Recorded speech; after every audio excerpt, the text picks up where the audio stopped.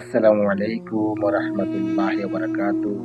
পৃথিবীর সমস্ত মুসলমান ভাই বোনেরা যে যেখান থেকে আমার ভিডিও দেখতেছেন সকলকে আমার সালাম। তো প্রিয় ভাই ও বোনেরা, আপনার আমি সুস্থ যদি থাকি তাহলে আল্লাহর কাছে শুকরিয়া আদায় করি। একবার বলি আলহামদুলিল্লাহ।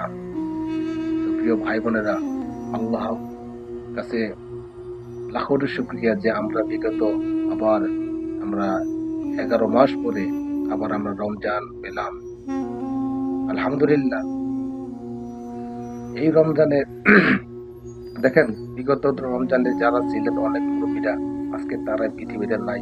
তারা পৃথিবীর মায়া ত্যাগ করে চলে গেছে, কবরবাসী হয়ে গেছে। সামনের বছর যে আমরাও কবরবাসী হব না এমন কোনো গ্যারান্টি নেই।